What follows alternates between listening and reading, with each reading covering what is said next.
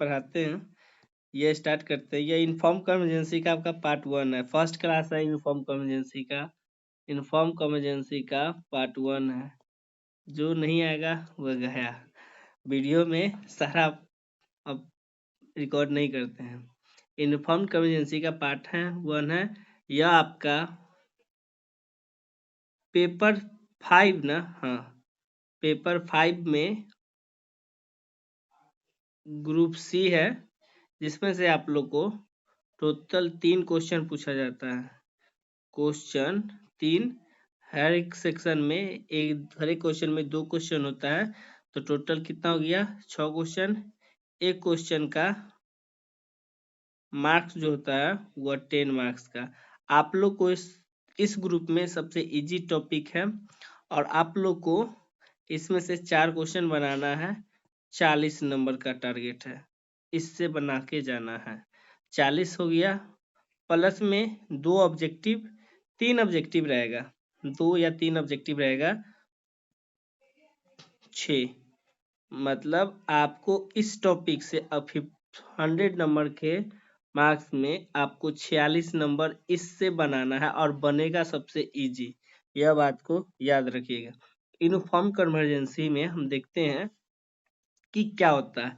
कन्वर्जेंसी के बारे में देखते हैं कि कन्वर्जेंसी जो होता है वो क्या होता है, 2 टाइप का होता है। एक होता है पॉइंट वाइज कन्वर्जेंसी, एक होता है यूनिफॉर्म कन्वर्जेंसी। आप लोग देखे इनफिनाइट सीरीज में पढ़ोगे, इन एब्सोल्यूट कन्वर्जेंसी और यूनिफॉर्म कन्वर्जेंसी, एब्सोल्यूट कन्वर्जेंसी और पॉइंट वाइज कन्वर्जेंसी, वहां पे भी पढ़े होंगे, पढ़े थे ना इनफिनाइट सीरीज में। तो कन्वर्जेंसी जो होता है वो क्या होता है, 2 टाइप्स का होता है। एक पॉइंट वाइज कन्वर्जेंसी, एक यूनिफॉर्म कन्वर्जेंसी। कन्वर्जेंसी देखिए, पॉइंट वाइज कन्वर्जेंसी का डिफिनेशन डिफाइन करते हैं कि होता क्या है। F n x is a sequence of function define on domain. अगर एक एफएनएक्स एक सीक्वेंस है, जो सीक्वेंस है, या एक फंक्शन एफएनएक्स एक फंक्शन है, जो एफएनएक्स एक सीक्वेंस हो गया, क्या हो गया, f1x, f2x, f3x, इसका nth टर्म क्या हो गया, fnx। यह एक फंक्शन सीक्वेंस का एक फंक्शन है जो डिफाइन कहाँ है, डोमेन, कोई भी डोमेन पे यह डिफाइन है। तब इसका जो हम लोग लिमिट निकालेंगे, limit n tends to infinitive fnx equals to f of x, या कुछ ना कुछ फाइनाइट वैल्यू आएगा, कुछ ना कुछ इसका फाइनाइट वैल्यू आएगा। Then we say that sequence of fnx converge pointwise and f of x is called pointwise limit होगा। पहला ये डिफिनीशन देख लो। दूसरा, यूनिफॉर्म कन्वर्जेंसी किसे कहते हैं। Let fnx is the sequence of function defined on domain. We say that fnx converge uniformly to f of x if there exists m independent from x such that mod fnx minus f of x less than epsilon n greater than equals to m।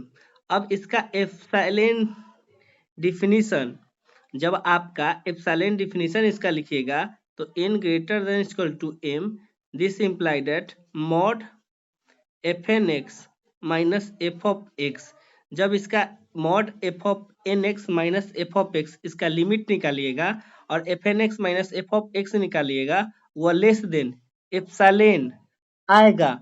अगर यह less than epsilon और epsilon इसका value जो होगा, जब epsilon del definition निकालिएगा तो यहाँ अगर यह n टर्म इधर है, nth टर्म इधर है, तो आप इधर एप्सिलॉन और x के टर्म में आपका इधर आएगा, तो जो एप्सिलॉन और x के टर्म में आएगा, अगर x आ रहा है, क्या है, अगर वैल्यू x के टर्म में आ रहा है तो वह पॉइंट वाइज, क्या कि x के अलग अलग वैल्यू के लिए लिमिट का अलग अलग वैल्यू होगा, तो वह पॉइंट वाइज कन्वर्जेंट कहलाएगा।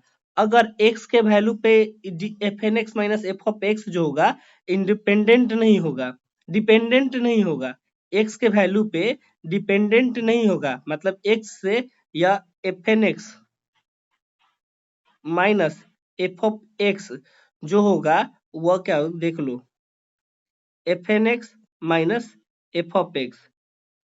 अगर यहाँ पे जो वैल्यू आएगा, यहाँ कुछ ना कुछ तो वैल्यू आएगा। अगर सिर्फ एप्सिलॉन के टर्म में आ गया और एक्स इसमें नहीं है तो वह यूनिफॉर्म कन्वर्जेंसी कहलाएगा। अगर वह एक्स और एप्सिलॉन दोनों मिक्स आ गया और एक्स पे डिपेंड है, किस पे डिपेंड है, एक्स पे डिपेंड है, तो एक्स तो वेरिएबल है, एक्स के अलग अलग मान के लिए, एक्स के अलग अलग मान के लिए इसका मान क्या होगा, अलग अलग मान होगा। तो जब इसका अलग अलग मान होगा तो क्या कहलाएगा, वो पॉइंट वाइज कन्वर्जेंस। मतलब कहने का क्या मतलब कि अगर कोई सीक्वेंस है, पॉइंट वाइज कन्वर्जेंस किसे कहते हैं वह देख लो, f N x, f one x, f two x, f three x, यह सब है। सारा का लिमिट निकालिए, सारा का लिमिट निकालिए, सारा का लिमिट अलग अलग आएगा। एग्जिस्ट लिमिट एग्जिस्ट करेगा बट अलग अलग आएगा। एफ वन एक्स अलग कन्वर्ज कर रहा है दूसरा पॉइंट पे, एफ टू एक अलग कन्वर्ज कर रहा है, एफ थ्री एक्स अलग कन्वर्ज कर रहा है। मतलब सारा का लिमिट का मान हर एक सीक्वेंस में जो भी टर्म है वो सारा का टर्म का लिमिट अलग अलग है, तो उसको पॉइंट वाइज कन्वर्जेंस कहेंगे। अगर सारा का सीक्वेंस का limit n tends to infinitive F one X का मान भी एफ ऑफ एक्स ही हो और limit n tends to infinitive F two X का मान भी कहाँ हो, एफ ऑफ एक्स ही हो और limit n tends to infinitive F three X का मान भी क्या एफ ऑफ एक्स हो। सारा सीक्वेंस का टोटल सीक्वेंस का लिमिट जो एक ही पॉइंट पे हो तो उसी को हम लोग यूनिफॉर्म कन्वर्जेंस कहेंगे। मतलब अलग अलग सीक्वेंस के लिए पॉइंट वाइज मतलब क्या हो गया, सीक्वेंस का क्या होगा, पॉइंट वाइज कन्वर्ज कर किया, क्योंकि जो भी सीक्वेंस है सबका लिमिट अलग अलग हो उसे हम लोग पॉइंट वाइज कन्वर्जेंस कहते हैं। और सभी का लिमिट एक हो, अपना लैंग्वेज में यह बोल रहे हैं, एक हो, उसको यूनिफॉर्म कन्वर्जेंस कहते हैं। जैसे में अगर आपका mod F N x minus F of x निकालिएगा या कुछ ना कुछ फाइनाइट वैल्यू आएगा एम एक्स और एप्सिलॉन पे, अगर यह वैल्यू एम और एप्सिलॉन एक्स और एप्सिलॉन पे डिपेंडेंट है, अगर एक्स पे डिपेंडेंट है, अगर एक्स पे डिपेंडेंट है तो उसको हम बोलेंगे पॉइंट वाइज कन्वर्जेंस, यह मेन डिफिनेशन है। अगर एक्स पे इंडिपेंडेंट है, क्या है, एक्स पे इंडिपेंडेंट है, तो इसको बोलेंगे यूनिफॉर्म कन्वर्जेंसी। यह था यूनिफॉर्म और पॉइंट वाइज कन्वर्जेंसी का डिफिनेशन। तो इससे प्रॉब्लम जो होगा वह निकाला जाता है। इससे क्या होगा, प्रॉब्लम निकालते हैं हम लोग। इससे ज्यादा समझ में कब आएगा, जब आप क्वेश्चन पढ़िएगा तब। कोई भी सीक्वेंस दिया हुआ है, चलिए हम लोग निकालते हैं। क्वेश्चन दिया हुआ है, शुरुआती से क्वेश्चन स्टार्ट होगा तो याद रखना, आप क्वेश्चन इसमें पूछता है proof that the sequence f N x n x बटा one plus N square x square is point wise convergent but not uniform convergent in the interval in which zero has interval point।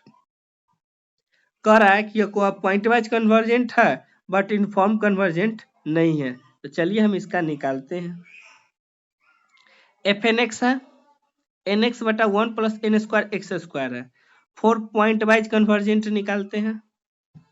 क्या निकालते हैं, point wise convergent निकालते हैं। तो limit N tends to infinitive F N X, limit N tends to infinitive N X by one plus N square x square. देखिए नीचे से N square common किए, एन एक्स बटा एन स्क्वायर वन बटा N square plus X square, एक N से एक N cut गया, बचा क्या, limit N tends to infinitive X बटा एन वन बटा N square plus X square.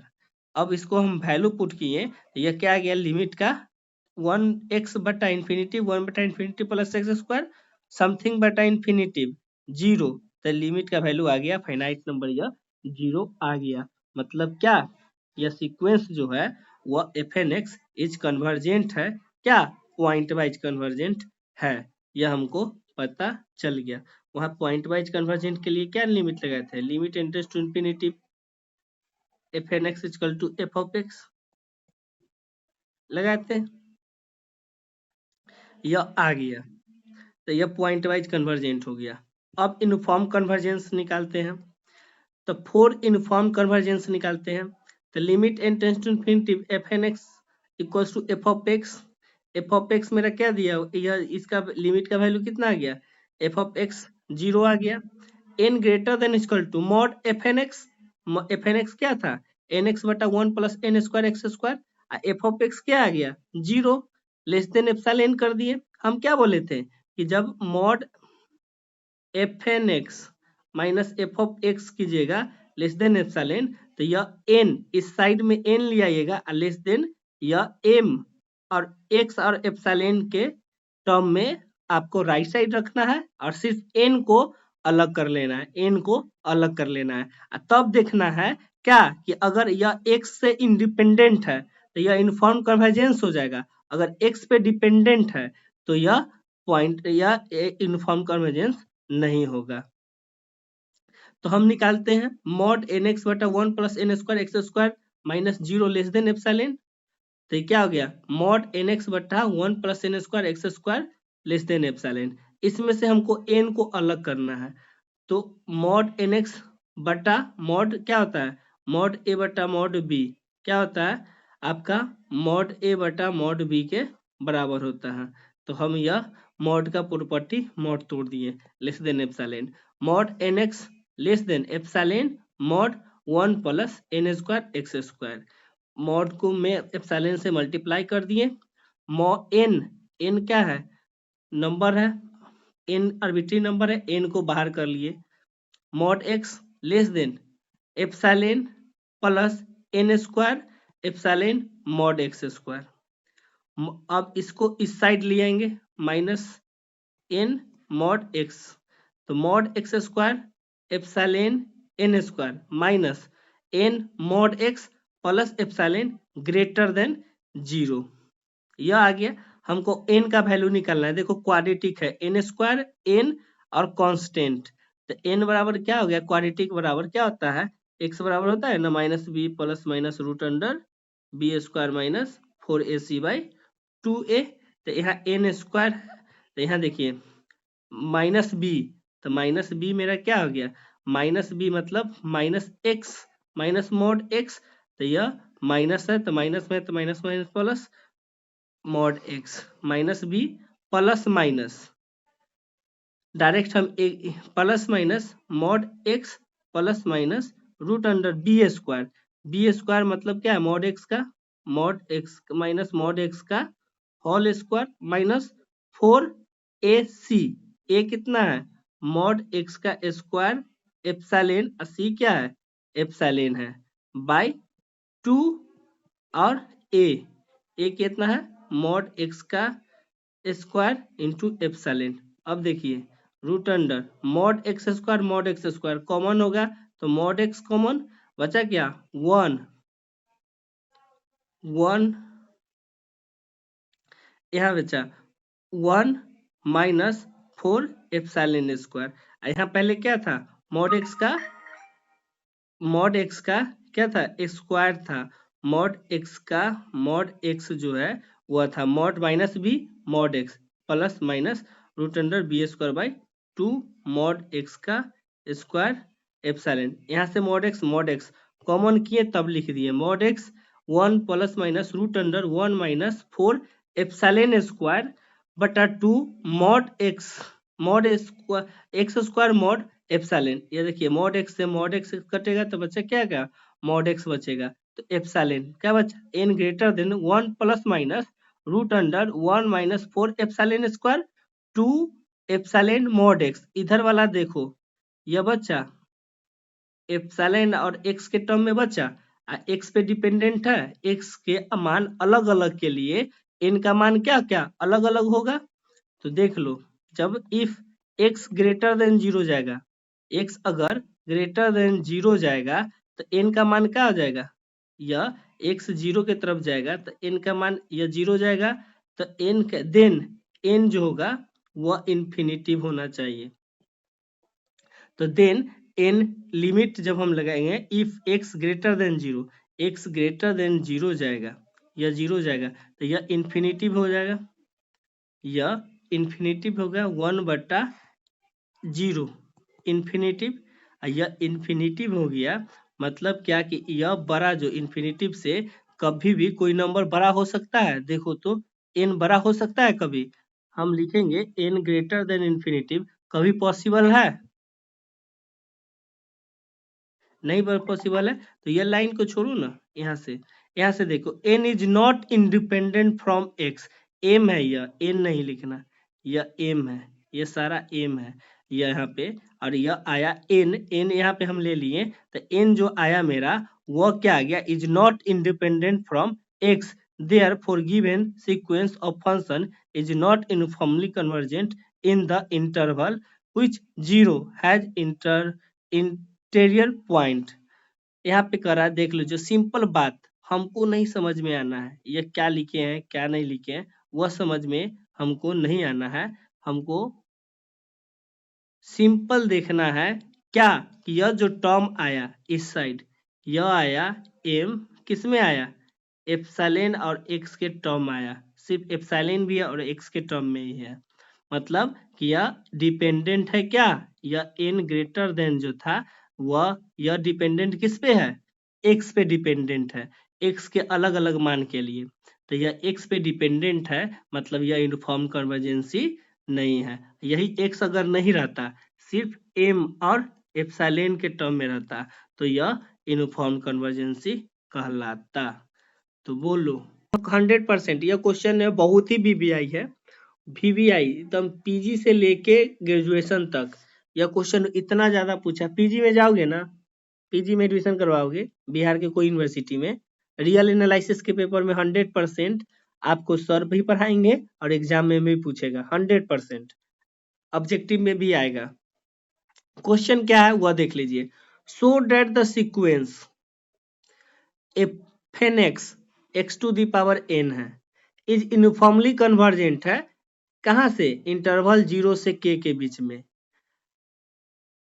k जो है वह लेस देन 1 है, यह बात रखना, एंड पॉइंट वाइज कन्वर्जेंट है 0 से 1 के बीच में, मतलब यूनिफॉर्मली कन्वर्जेंट है क्या, 0 से k, या k जो है 1 से छोटा है, मतलब 1 से छोटा है, और इन पॉइंट वाइज कन्वर्जेंट है कहाँ पे, 0 से 1 के बीच में। तो हम देख लीजिए given F N x to the power n है, तो जब लिमिट निकालेंगे n tends to infinitive x to the power n, तो इसका देख लीजिए, इसका आंसर क्या होगा, अगर x का मान यहाँ पे देख लीजिएगा, अगर x का मान 1 से कम है और 0 से अधिक है, तो x का मान 1 से कम है मतलब क्या हो जाएगा, आपका यह क्या हो जाएगा, इसका एक से कम है, x के मान है तो मतलब 1 से कम है तो 0 पॉइंट समथिंग के फॉर्म में होगा, मतलब 1/x हम कर देंगे तो सही रहेगा, 1 से कम है तो यही ना होगा, x का मान अगर 1 से कम है, दो कंडीशन में इसका लिमिट निकलेगा, अगर 1 से कम है तो 1/x to the power n, जब यह फंक्शन हो जाएगा 1 से कम है, इसका जब limit n tends to infinitive निकालेंगे तो क्या हो जाएगा,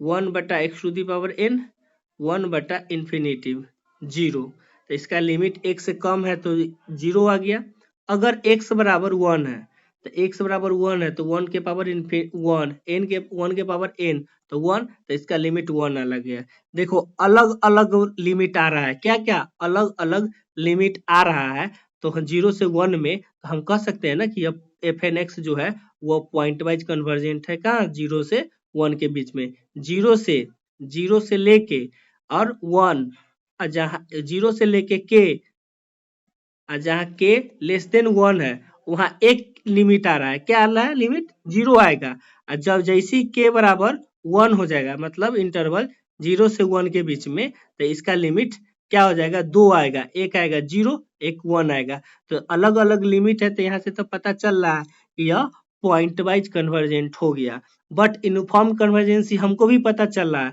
कहाँ, कि इंटरवल 0 से 1, जहाँ 1 इसमें इंटरवल में नहीं हो, उसका लिमिट क्या है, जीरो है, मतलब एक ही है, एक ही इन लिमिट पॉइंट है।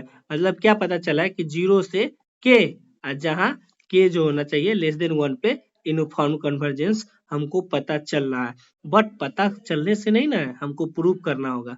अब बताओ, जो यह पॉइंट वाइज कन्वर्जेंट होता है वह सही है। अब यहाँ से भी पता चल रहा है कि यूनिफॉर्म कन्वर्जेंसी कहाँ है, इस लिमिट, इस इंटरवल में यह यूनिफॉर्म कन्वर्जेंसी है। तो हम चलिए फॉर यूनिफॉर्म कन्वर्जेंसी निकालते हैं। The limit n tends to infinity F N X equals to F of X, हमको कहाँ करा है, जीरो से के या के लेस देन 1 पे, तो उसका लिमिट क्या है, जीरो है एफ ऑफ एक्स का। N greater than equal to m, this implied that mod x n minus zero less than epsilon. हमको क्या करना है, एन को अलग करना है, n greater than m x l n, x और एप्सिलॉन लाना है। तो यह है mod x n less than epsilon है, तो मॉड एक्स के power n less than epsilon कर दिए।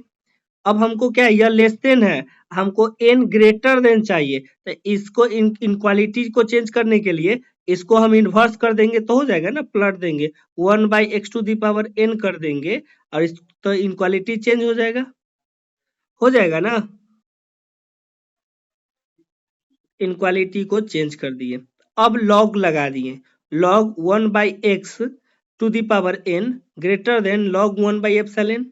अब लॉग का फॉर्मूला लगा दिए, n log 1/x greater than log 1/एप्सिलॉन। अब log 1/x को उस साइड कर देंगे, तो n ग्रेटर देन log 1/एप्सिलॉन बटा log 1/x कर दिए, n ग्रेटर देन m और x एप्सिलॉन पे आ गया, इस फॉर्म में मेरा आ गया, इस फॉर्म में लिया।